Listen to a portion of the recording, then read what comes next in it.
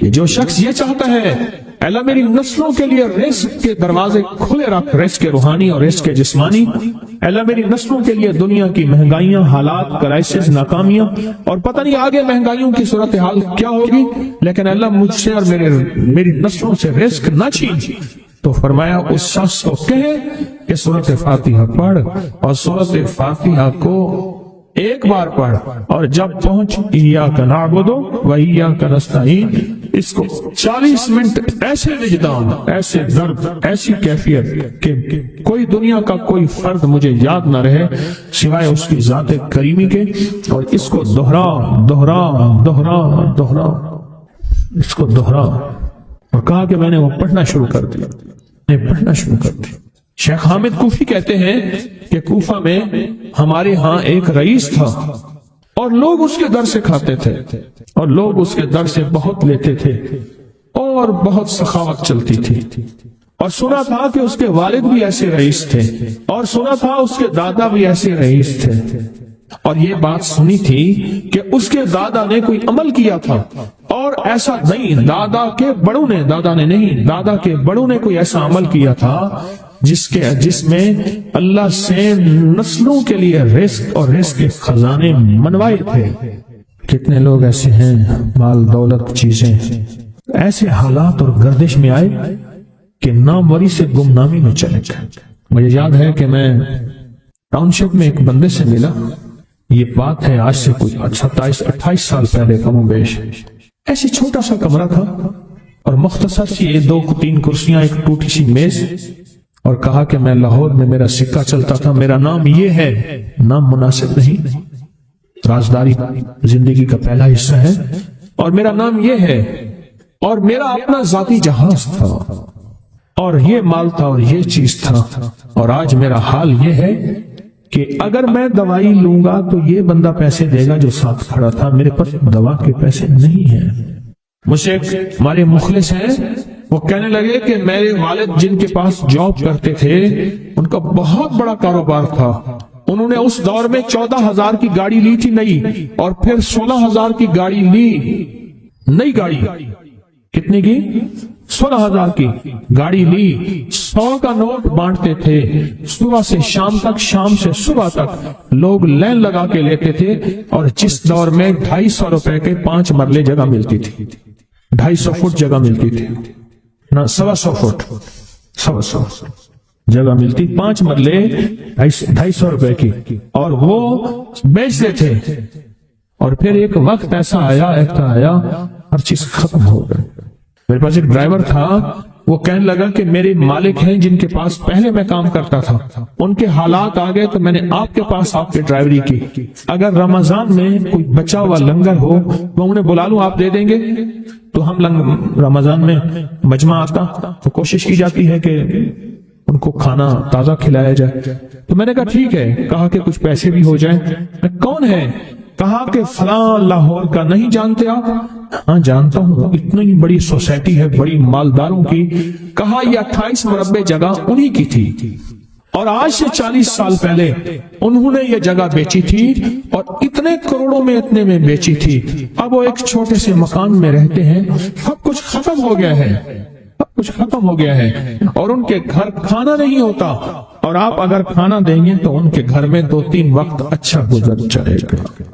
میں اپنی نسلوں کے لیے تمنگری منوا لے، اپنی نسلوں کے لیے رزق منوا لے، اپنی نسلوں کے لیے وسعت منوا لے۔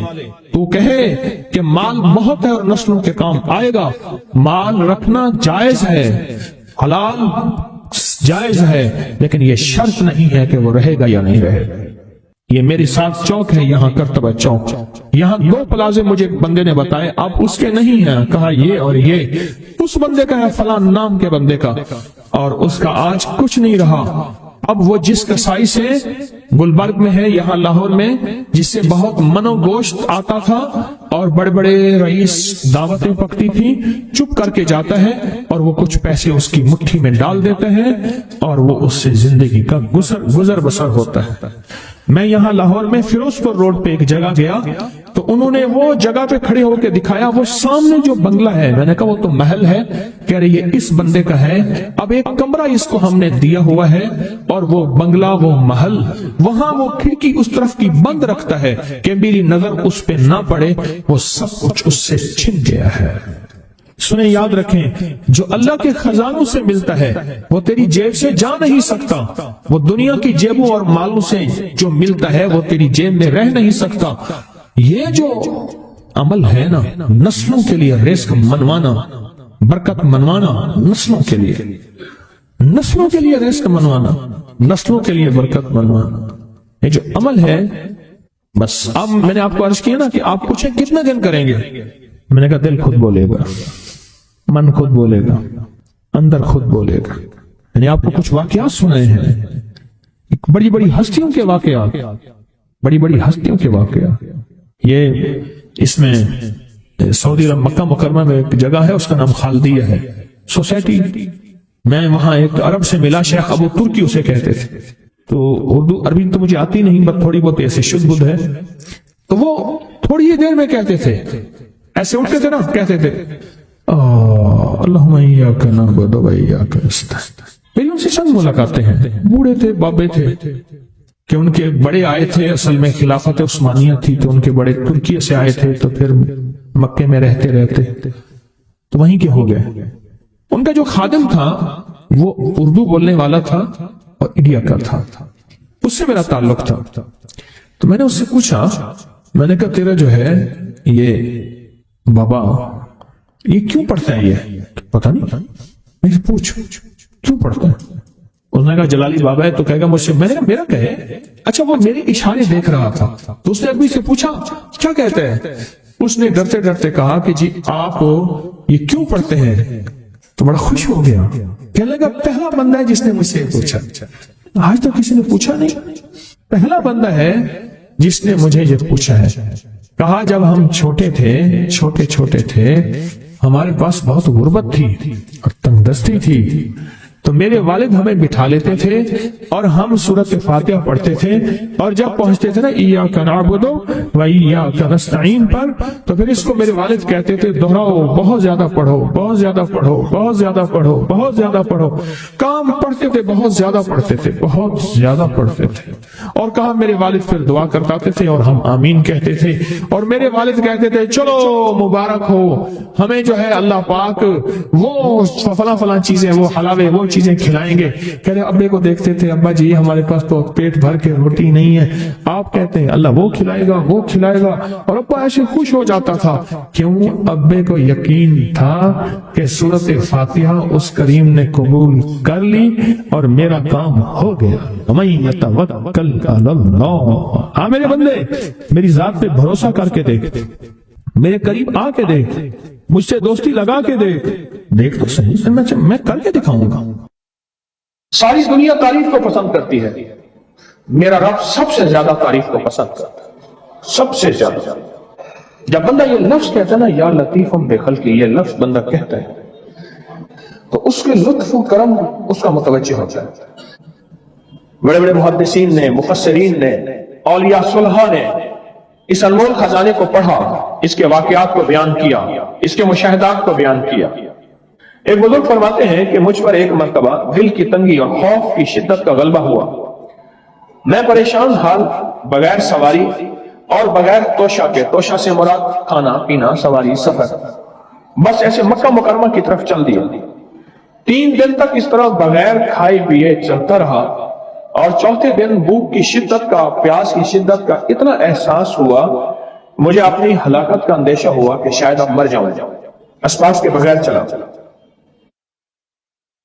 میں جنگل میں کہیں سایہ دار درخت کا بھی پتہ نہیں تھا، کوئی سایہ ہوتا بیٹھ جاتا، سایہ بھی نہیں تھا، تو کہنے لگے کہ میں نے اپنے آپ کو اللہ کے سپرد کیا اور قبلہ کی طرف منہ کر کے بیٹھ گیا۔ مجھے نیند آئی تو میں نے خواب میں ایک شخص کو دیکھا، میری طرف ہاتھ بڑھا کر کہتا ہے لاؤ ہاتھ بڑھاؤ۔ میں نے ہاتھ بڑھایا، اس نے مجھ سے ہاتھ ملایا، فرمایا تمہیں خوشخبری ہو، مبارک ہو، خوشخبری ہو کیا کہ تم صحیح سالم حج بھی کرو گے اور میرے حضور کملی والے کے روزے کی زیارت بھی کرو گے۔ کیوں پریشان ہے تو کیوں پریشان ہے؟ صحیح سالم حج بھی کرو گے اور حضور کے روضہ اطہر کی زیارت بھی کرو گے۔ میں نے کہا اللہ تم پر رحم فرمائے، آپ کون ہیں؟ فرمایا میں حضرت خضر ہوں، میں خضر ہوں۔ میں نے عرض کیا کہ کوئی دعا فرما دے میرے لیے، سخت بھوک ہے، سخت پیاس ہے، شدت کا سفر ہے، بہت سخت بھوک ہے، بہت سخت پیاس ہے اور شدت کا سفر ہے، میں کیا کروں؟ اب فرمایا، انہوں نے فرمایا اچھا یہ میں پڑھتا ہوں تو پڑھ، یہ لفظ 3 مرتبہ پڑھ، یہ لفظ 3 مرتبہ پڑھ۔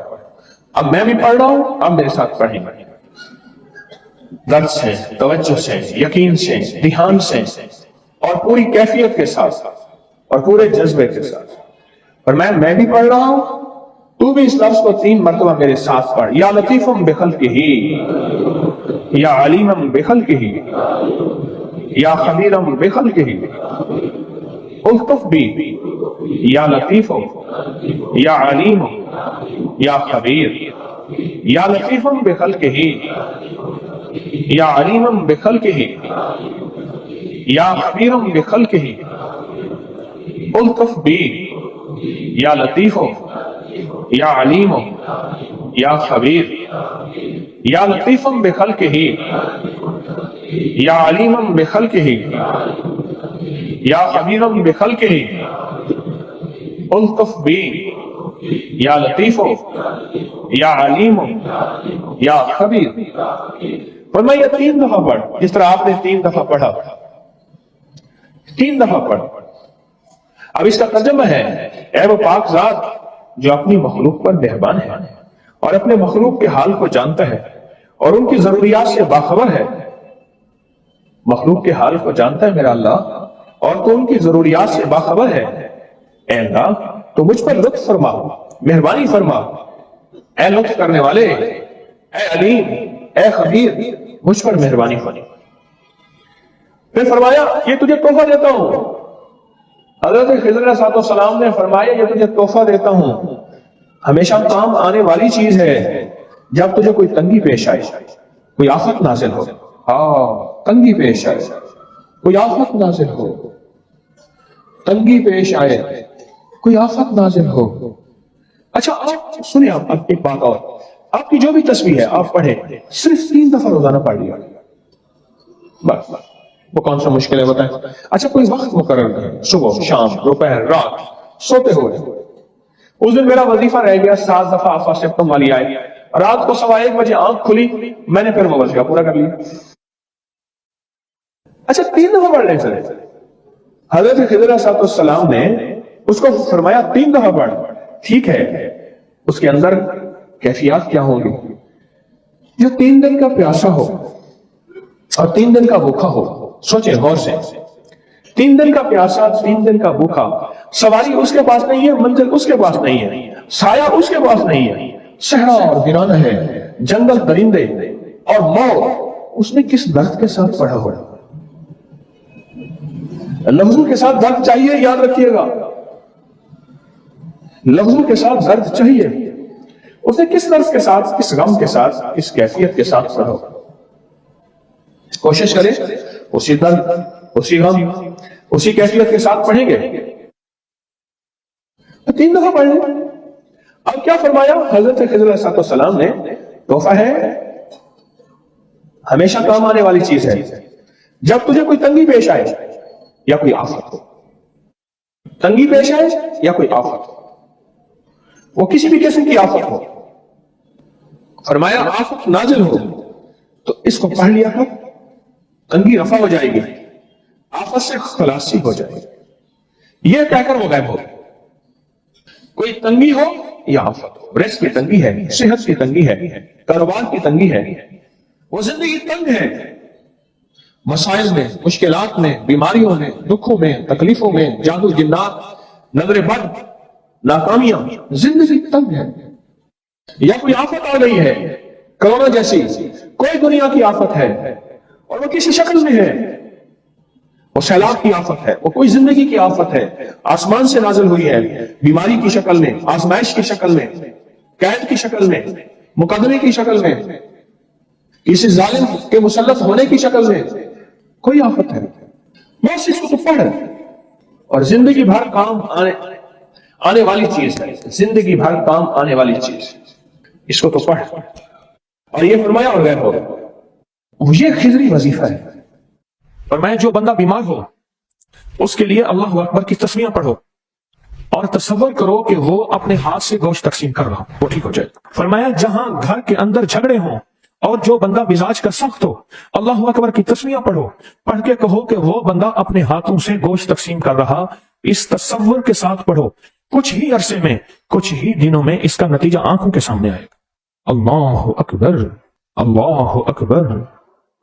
ये वो लफ्ज है जो शैतान को, जिन्नात को ऐसे उठा के मिट्टी कर देता है और उसकी हैसियत को खत्म कर देता है और उसकी हैसियत को मिटा देता है। ये वो लफ्ज है और ये वो लफ्ज है और इस लफ्ज की वो ताकत है। एक बंदे की मौत करीब थी, एक दरवेश आए, एक बंदे की मौत करीब थी और एक दरवेश आए, उन्होंने कहा आप साथ बैठें और बैठ के कलमे की तलकीन करें, इसकी आखिरी सांसें हैं।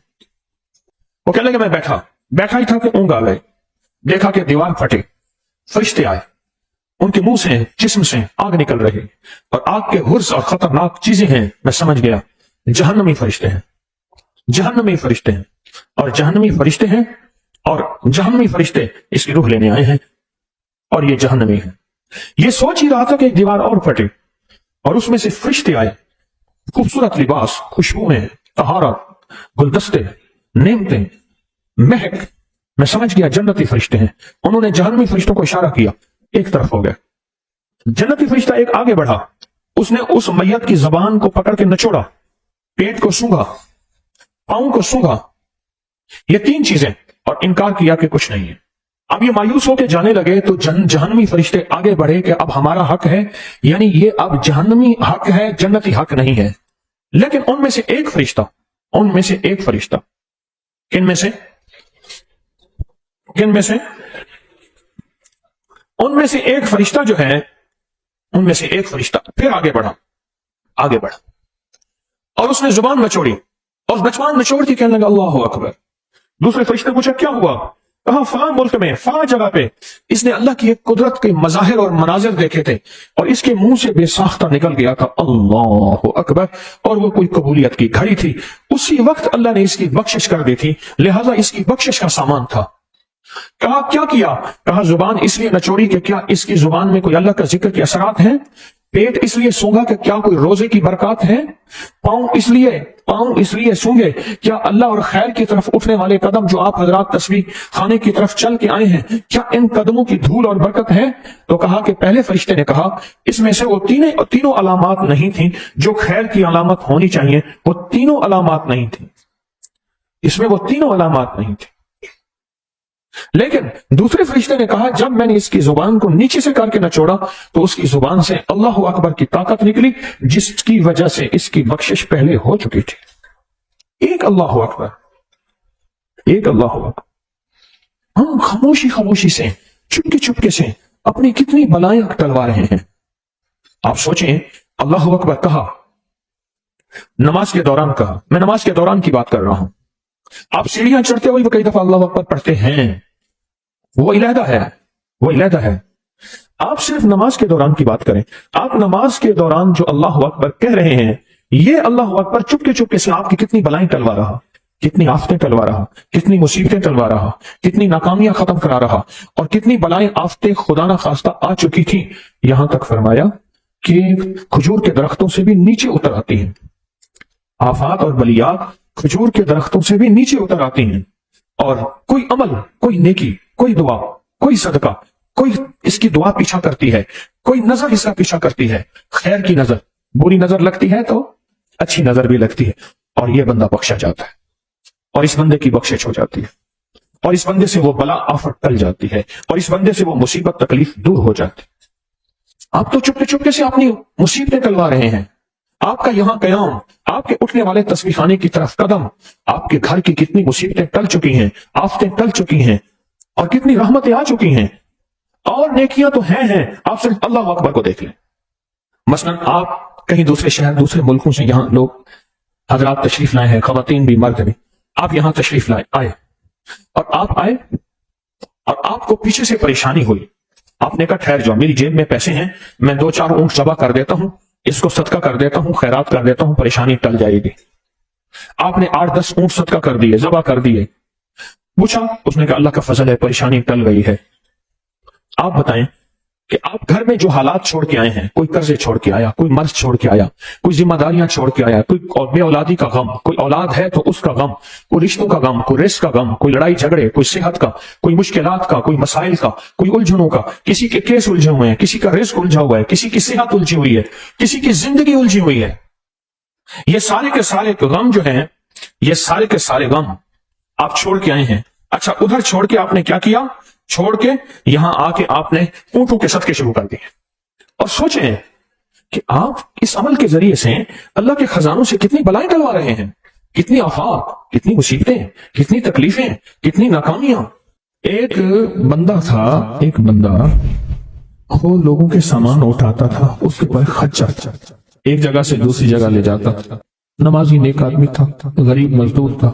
ایک دفعہ ایک لولا لنگڑا بندہ آیا اور کہنے لگا مجھے اپنے خچر پہ بٹھا کے فلاں جگہ پہنچا دے، اتنے پیسے تجھے دوں گا۔ پیسے بھی معقول تھے، اس نے خیر اس کو پکڑا، سہارے سے بٹھایا، چلتے چلتے نا 2 راہیں آ گئے، 2 راہیں۔ ایک راہ وہ تھی جہاں ساری دنیا جاتی تھی، ایک راہ وہ تھی جو سنسان تھی۔ وہ معذور آدمی کہنے لگا اس سنسان راستے کی طرف چل، سنسان راستہ۔ انہوں نے کہا میں تو ادھر سے جاتا ہوں، میرا معمول تو ادھر ہے، میں تو ادھر نہیں جاؤں گا۔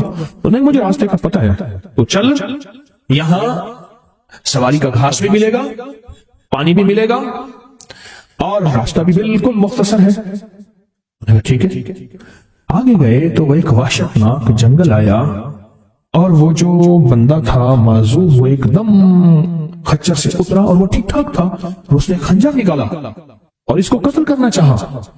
تو اس نے کہا مجھے قتل نہ کر، تیرا مقصد مال ہے، چیزیں ہیں، مجھے چھوڑ دے۔ انہیں کہ نہیں، میرا اصول ہے، یہ دیکھ لوگوں کی کھوپڑیاں پڑی ہیں، ہاں، میرا اصول ہے، میں پہلے بندہ مارتا ہوں، پھر اس کا سامان لیتا ہوں، میرا اصول ہے۔ اس نے کہا کہ نہ کر منتے کی۔ اچھا، اس نے کہا مجھے 2 نفل پڑھنے دے۔ اس کے کہنے لگا اور بھی بڑے آئے تھے 2 نفل پڑھنے والے، تو بھی پڑھ لے۔ اب یہ 2 نفل کے لیے کھڑا ہوا، اوپر ظالم خنجر لے کے تقاضا کر رہا کہ جلدی کر، میں نے تمہیں قتل کرنا ہے، میرا اصول ہے۔ اسے کچھ سمجھ نہیں آ رہی، تو ایک دم اس کے اندر منہ میں زبان آئی، امن یجیب المضطر اذا دعا۔ ایک دم یہ آیت آئی، کون ہے جو بے چین دلوں کی دعاؤں کو سننے والا ہے؟ کون ہے جو بے چین دلوں کی دعاؤں پہ پہنچنے والا ہے؟ کون ہے جو بے چین دلوں کی دعاؤں کو قبول کرنے والا ہے؟ بس یہ آیت کہی اور نفل بس پڑھ ہی رہا تھا تو وہ تقاضا کیا، اس کا خنجر بڑھنے لگا تو ایک آواز آئی، رک جاؤ۔ آسمانوں سے آواز آئی، رک جاؤ، کڑکدار خوفناک آواز تھی۔ تو یہ جو خچر سوار تھا یہ رک گیا، پھر آگے بڑھنے لگا، پھر دوسری بار آواز آئی، رک جاؤ، پھر بڑھنے لگا۔ ایک گھوڑدار آیا، ایک گھوڑ سوار آیا، اس کے ہاتھ میں ایک غرض تھا، اس نے اٹھا کے اس کو مارا، اس ظالم قاتل کو، وہ گرا، اور جہاں وہ گرا تو وہاں آگ کے شعلے۔ اور وہ جب جانے لگا یہ کہنے لگا اب کون ہے؟ کہا میں اس آیت کا غلام ہوں، موکل ہوں، موکلات، اس آیت کا غلام ہوں، موکل ہوں۔ جب اس نے پہلی دفعہ یعنی میں فرشتہ ہوں، پہلی دفعہ اس نے تقاضا کیا، میں 7ویں آسمان پہ تھا، میں نے وہیں سے آواز دی، رک جا۔ جب دوسری دفعہ اس نے تقاضا کیا، میں پہلے آسمان پہ تھا، میں نے وہیں تقاضا کیا، رک جا۔ بس اس کے بعد پھر میں نے آ کے اس کو مار دیا اور اس کو ختم کر دیا۔ اب بتائیں کہ ہم فرشتوں کو اپنی مدد کے لیے کیسے بلائیں؟ تاریخ بھری ہوئی ہے انسانیت کی، تاریخ بھری ہوئی ہے کہ فرشتوں نے انسانوں کی مدد کیسے کی اور ہر پل ہماری کیسے کر رہے ہیں۔ اگر حدیث میں آتا ہے، میرے آقا کا فرمان کا مفہوم ہے، اگر اللہ فرشتوں کو تمہاری حفاظت اور مدد کے لیے نہ بھیجتا تو اتنی بلائیں ہیں، اتنی بلائیں جو زمین پہ اور زمین کے خلاؤں میں اور زمین کے نیچے موجود ہیں کہ تمہیں ٹکڑے ٹکڑے کر دیں، ریزہ ریزہ کر دیں، تہس نہس کر دیں۔ اتنی تو ہے، اللہ فرشتوں کی حفاظت اللہ نے لگائی ہوئی ہے۔ اچھا، ڈیوٹی بھی تو پہلے موجود ہے، ایک ہے نا ان کو نئی ڈیوٹیاں دینی، ڈیوٹی تو پہلے موجود ہے، تو کیوں نہ ان کو ایسا قرب، ایسا تعلق، ایسی ترتیب بنائیں کہ ڈیوٹی میں تو پہلے سے موجود ہے، وہ ہماری مدد کو آ جائے۔ اللہ نے لگایا ہی ہماری مدد کو ہے فرشتوں۔ اچھا چلو ہماری مدد اور بتاؤ، ایک اور مدد پہ اللہ، اب یہ فرشتے فارغ ہونے والے ہیں تھوڑے دنوں کے بعد، اللہ کہے گا روزے دار کے لیے سارے فارغ ہو جاؤ۔ اب بتاؤ میرے روزے دار کے لیے فرشتوں سارے فارغ ہو جاؤ، کیوں؟ قیامت کی صبح سے لے کر جب تک کائنات بنی ہے قیامت تک فرشتہ کوئی رکوع میں ہے تو رکوع میں ہے، سجدے میں ہے کوئی تو سجدے میں ہے، قیام میں ہے تو کوئی قیام میں ہے، تسبیح میں ہے تو تسبیح میں ہے، کلمے میں ہے تو کلمے میں ہے، فرشتے لگے ہوئے ہیں۔ اللہ سارے فرشتوں کو فارغ کر کے کہتا ہے فرشتے فارغ ہو جاؤ۔ یا اللہ کیا کریں؟ میرے روزے دار کی دعاؤں پہ آمین کہو۔ فرشتوں کو اللہ نے فارغ کر دیا، خدمت میں تو ویسے لگے ہوئے ہیں، خدمت میں۔ یہ آج ایک کال پہ مضمون کھلا ہے مجھ پہ، آج کی کال آئی ہے، پتہ نہیں کسی ملک سے آئی ہے، اور انہوں نے کہا کہ آپ کے درس میں نے سنا تھا، اور جب بھی مشکل ہوتی ہے فرشتوں کو پڑھ کے ہاتھیاں کر تو میرے کام ہو جاتے ہیں، وہاں سے میرا پھر ڈیٹا آنا شروع ہو گیا۔ ایک کال کی وجہ سے آج کال آئی ہے، ایک کال آئی ہے آج، فرشتوں کو تو اللہ نے ویسے والے کر دیا۔ اور ان قریب یہ روزے داروں کے لیے رمضان آ رہا، ہفتے 10 دن میں، اور دیکھیں پھر فرشتے بالکل فارغ اور خوش قسمت روزے دار، اور اللہ پاک فرمائے گا فرشتے یا اللہ کیا کریں؟ اور فرشتے ان روزے داروں کی دعاؤں پہ آمین کہتے جاؤ، کہتے جاؤ، کہتے جاؤ، کہتے۔ فرشتے تو ہماری خدمت میں پہلے سے موجود ہیں۔ یا تو کوئی نئی کہانی ہے، یا میں آپ کو کوئی نیا انداز بتا رہا ہوں، آج تک ایسا ہے نہ سنا، نہ سوچا، نہ دیکھا، نہ پڑھا، نہ پرکھا۔ تو وہی چیزیں ہیں جو ساری زندگی سنتے رہے، کوئی نئی چیزیں تو نہیں بتا رہا۔ فرق صرف اتنا ہے کہ اب ہم نے یہ سوچنا ہے کہ ہم ان فرشتوں کی مدد کیسے اپنے قریب کریں، اور کوئی مشکل اچانک آئے، اور کوئی پریشانی آئے، اور کوئی الجھن آئے، اور فوراً ہم فرشتوں کو پکاریں، فرشتوں کو پکاریں، فوراً فرشتوں کو پکاریں، اور فرشتے جو ہیں آئیں اور ساری مسئلے، سارے مشکلیں یہ بتائیں۔ فرشتوں سے طاقتور جادو ہو سکتا ہے، جنات، نظر بد، کوئی مشکل، بے روزگاری، رشتوں کی بندش، صحت، زندگی، مسائل، مشکلات، الجھنیں، ناکامیاں، بند راستے، بند گلیاں، زندگی کی بندش، کوئی بھی نہیں ہو